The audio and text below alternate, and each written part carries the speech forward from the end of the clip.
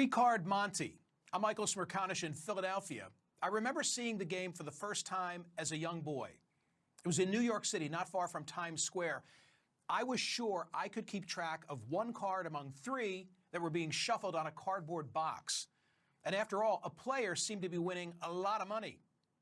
My dad told me to walk on, that it was a confidence game, a hustle, sometimes played with shells instead of with cards. Another childhood memory, an auction house on the Atlantic City boardwalk. Think paintings and antiques and jewelry. I was mesmerized. We watched, but my parents never bid. Next night we came back, we watched again. My dad asked, "What do you notice?" I said, "The woman in the front row is back and still bidding, but never seems to win." It was the first time that I heard the words mark or shill. Those childhood memories flashed in my mind this week watching the fallout from various nominees of President-elect Donald Trump. Each has been greeted with predictable praise and condemnation from the right and the left. And I can't help but wonder if it's not all part of the plan.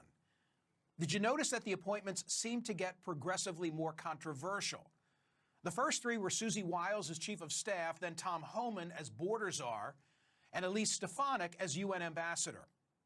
Some of the more recent ones, more controversial. Pete Hegseth as Secretary of Defense, Matt Gaetz as Attorney General, Tulsi Gabbard for Director of National Intelligence, Robert F. Kennedy Jr. as Secretary of Health and Human Services.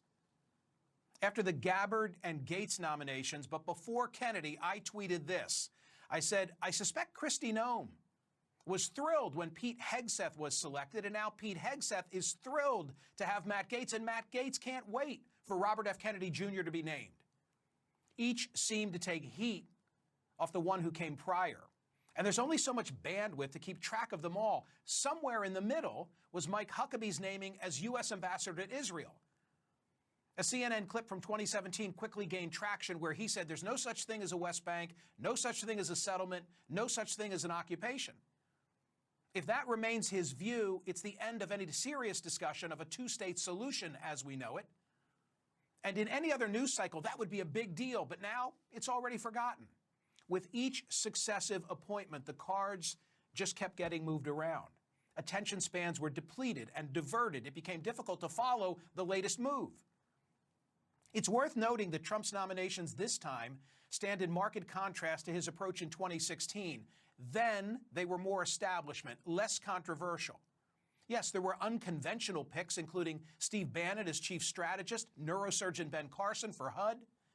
But he also initially surrounded himself with Rex Tillerson, formerly the chair and CEO of Exxon, as Secretary of State, General James Mattis as Secretary of Defense, General John Kelly as Secretary of Homeland Security.